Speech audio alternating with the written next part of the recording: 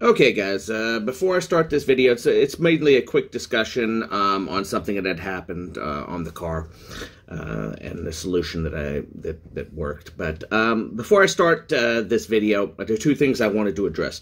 Number one, YouTube, in their infinite wisdom, is going to start showing commercials in front of everyone's videos, whether they like it or not. Nobody's going to get paid. I could care less. But I just want you to know that if they ever are stupid enough to put a video in front of anything I put out, I disavow anything they're selling, especially if it's a Honda. Number two, and this is something that was left in the comments. Somebody had asked me a question. A lot of people are having trouble when they hook inside their thumb drives or other mass media device storage to the car. They say they can't get it to show folders or artist names and all that kind of stuff. And I left some suggestions on some of the things you need to look out for in my answer. But one thing that many people don't even consider: if you just put together an entire bunch of music, now let's say I got about 450 songs on my thumb drive.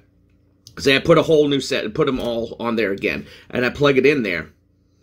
This car, first of all, that particular thumb drive I have is a USB 1 thumb drive, so it's slow as hell. And this car, I'm sure maybe it has USB 2. I doubt it has USB 3. It takes, I mean, when you plug it in, you can play your files almost immediately, but it'll only be listed as files. What you need to understand is that the car is basically a computer, and it has to start reading through all the ID3 data and start putting everything in order and set itself up. For my particular situation with 450 songs, it took the car almost over an hour to do that. So just because you stick your thumb drive in there and it doesn't show you folders, or it doesn't show you, choose by artist and all that kind of stuff, it's probably just getting all the metadata together and putting it together. And it can take an obscene amount of time for this car to do it. It's a little on the slow side. So that's something you need to keep in mind. Just to make it a little easier, just so, if you don't run any issues, or you don't think your car's not running right. It takes a while. It can take a long while for it to do it. So just keep that in mind, especially if it's early data and maybe even if it's an especially slow thumb drive.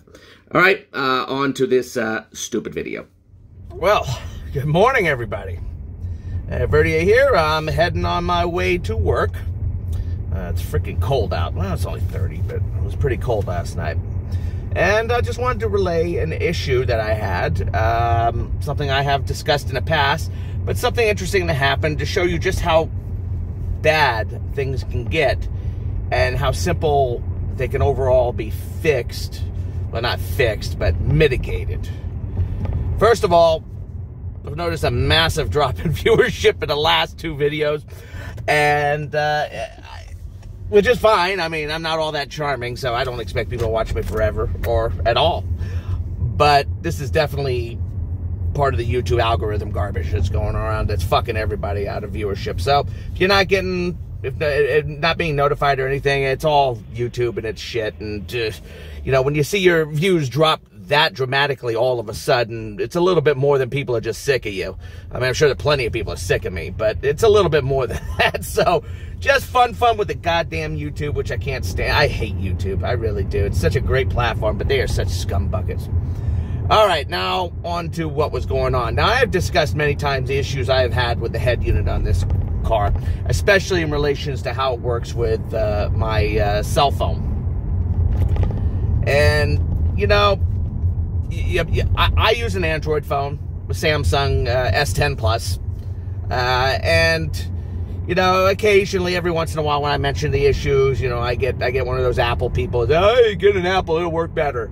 No, it won't. It pulls the same shit with Apple, and I'm sure if I had an Apple, I'd get a bunch of Android doofuses saying, I'm a fanboy. Yeah, you should get away from that crapples. No. This is a fucking Honda problem. Now, if you say maybe if Honda didn't use a freaking tablet running on Android, and maybe if it ran on Apple software or whatever, that it wouldn't crash as much, that's possible. That I don't know. Well, my biggest problem has always been the situation that I would plug in and I would like to, my Android Auto to engage. And sometimes it would engage and sometimes it wouldn't. I would get Bluetooth failed issues and stupid crap like that. Usually it would just happen, you know, I would have to wait until the thing turned on completely and then plug my phone in, and other stupid remedies like that to try to get it to work. Or just unplugging it and plugging it back in while driving, and it'll reset itself and connect. One night I went through that situation. I disconnected, and no matter how many, I mean, I've gotten to a point where I've had to unconnect it and disconnect and connect it back in 11 times is my maximum so far. 11 times for to finally engage with Android Auto. So one night it never would. It just wouldn't do it. Wouldn't do it.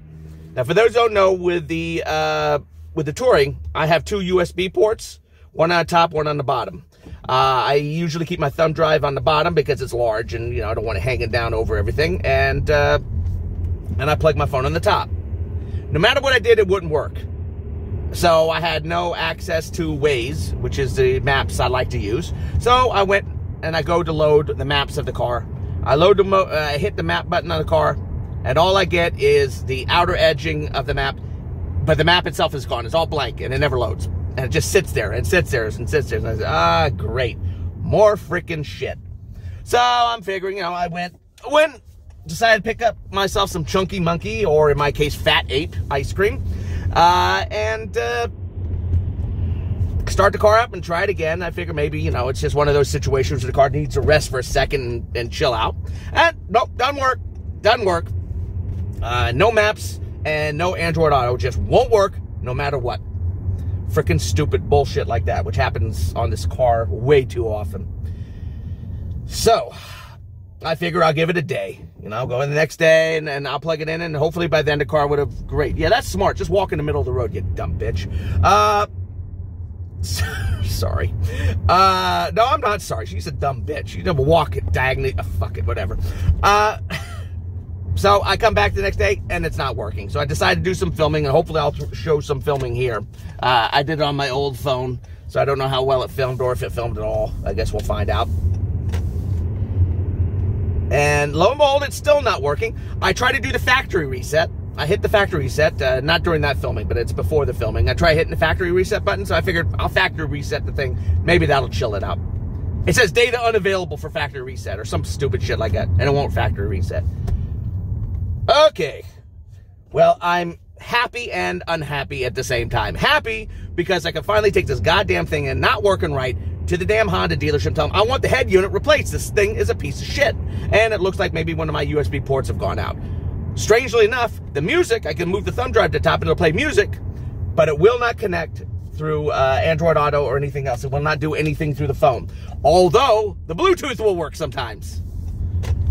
Whatever. So, it's the day of the appointment. I set up the appointment, which was yesterday. Get into the car. Plug it in, and it's not working. I always check, it's not working. I try something strange here. I take the phone and I plug it into the lower USB port instead of the upper USB port because, well, I mean, the music plays in the upper. Let's see if the phone works in the lower. And it works just like that, no problem. And I went, okay. And now it looks like I got a faulty USB port. Because I'll go and put it in the top USB port. Nope, won't load it. It'll do Bluetooth, but it will not do Android Auto. So, some kind of problem there. But why the hell would it work on the bottom one? If it's a head unit, if it's not just like a bad port.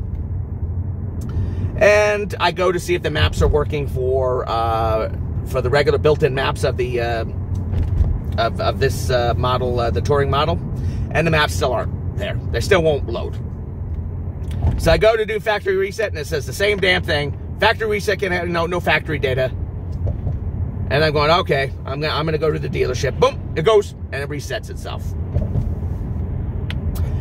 I don't know why it reset itself, but it decided to go ahead and reset itself anyway. Once the reset is complete, you lose some of your settings, especially it won't recognize your phone. You'll have to establish a connection through Bluetooth with your phone and pair it and all that kind of crap. And your buttons will be back in the original order. You know, little minor things. Basically, I think all it's doing is it's erasing the preferences, your personal preferences, and then switches to new preferences. What happens after that? Android Auto works perfect on the top USB port and the bottom USB port, and everything's working fine again. And the maps load. I'm not surprised at the maps load. I am surprised that the top USB port would start working again. So lo and behold, just something for you guys to chew on. Obviously, it was some kind of corruption in the preferences, but why it was specific only to the top USB port is really beyond me. But, you know, word to the wise, if you run into these stupid issues and you're having constant issues with your Android Auto and it's becoming nearly intolerable, my recommendation at that point, do a factory reset. If it does do it, just keep doing it until it does do it. It will do a factory reset apparently eventually, even if it gives you an error. I don't know why it gave an error. I don't know why it finally decided to clear. Everything's working fine, and I canceled the appointment to my chagrin. I was happy and unhappy at the same time by that, because I was hoping to say, hey, see what a piece of shit this is. But I'm less and less impressed with Honda every day, especially their electronics and their shit. They just don't. It sucks. They really got, this system is not fully ready for prime time. Too many weird bugs. Yeah, shut up. So I just wanted to let you guys know about that, just as a simple fix for a very esoteric sounding issue.